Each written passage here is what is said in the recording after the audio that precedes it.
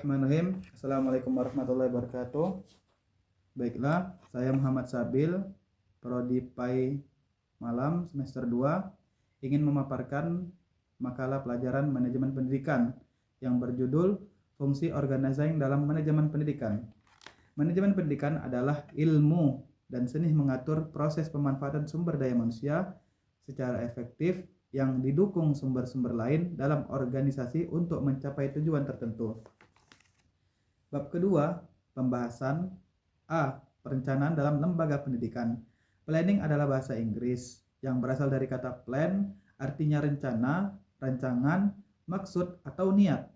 Planning berarti perencanaan, education artinya pendidikan, perencanaan pendidikan adalah proses kegiatan pendidikan, sedangkan rencana pendidikan merupakan hasil perencanaan yang telah dirumuskan dan ditetapkan bersama.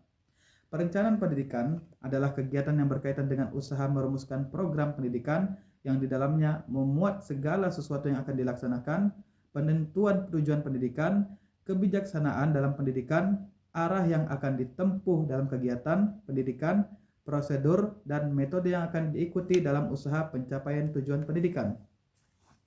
B. Pengorganisasian dalam lembaga pendidikan.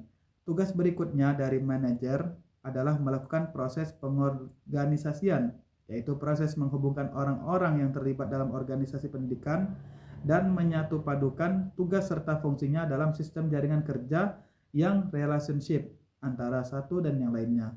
Dalam proses pengorganisasian suatu lembaga pendidikan, manajer menetapkan pembagian tugas wewenang dan tanggung jawab secara rinci berdasarkan bagian-bagian dan bidang-bidangnya masing-masing sehingga terintegrasikan hubungan-hubungan kerja yang sinergis, kooperatif, harmonis, dan seirama dalam mencapai tujuan yang telah disepakati bersama. Dalam menjalankan tugas pengorganisasian, beberapa hal yang harus diperhatikan adalah: 1. Menyediakan fasilitas perlengkapan dan staf yang diperlukan untuk melaksanakan rencana. 2. Mengelompokkan, membagi kerja dan menjadi struktur organisasi yang teratur.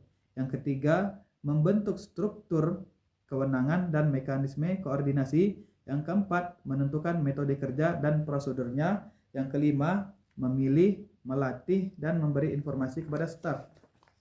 C. Pengendalian dalam lembaga pendidikan. Koordinasi yang dilakukan oleh manajer akan berjalan sempurna apabila manajer menyadari tugas berikutnya yang berkaitan dengan pengordinasian, yaitu tugas pengendalian controlling. Tugas ini adalah meneliti dan mengawasi agar semua tugas dilakukan dengan baik dan sesuai dengan peraturan yang ada atau sesuai dengan deskripsi kerja masing-masing personal. Pengendalian dapat dilakukan secara vertikal maupun horizontal. Atasan dapat melakukan pengontrolan kepada bawahannya, demikian pula bawahan dapat melakukan upaya kritik kepada atasannya.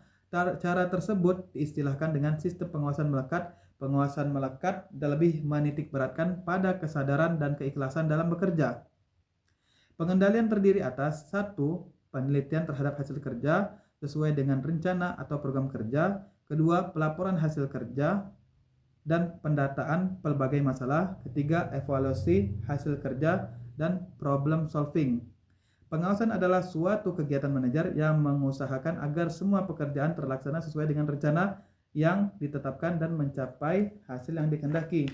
Jadi dalam manajemen pendidikan itu sangat penting adanya pengawasan. Dengan pengawasan semuanya bisa menjadi teratur dan terkoordinasi.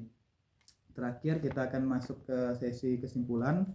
Manajemen merupakan proses mengkoordinasikan aktivitas-aktivitas kerja yang meliputi tindakan-tindakan perencanaan, pelaksanaan, dan evaluasi atau penilaian untuk mencapai sasaran dan tujuan yang telah ditetapkan dengan menggunakan kemampuan orang-orang dalam pelaksanaan kerja sama yang rasional untuk mencapai tujuan secara efektif dan efisien.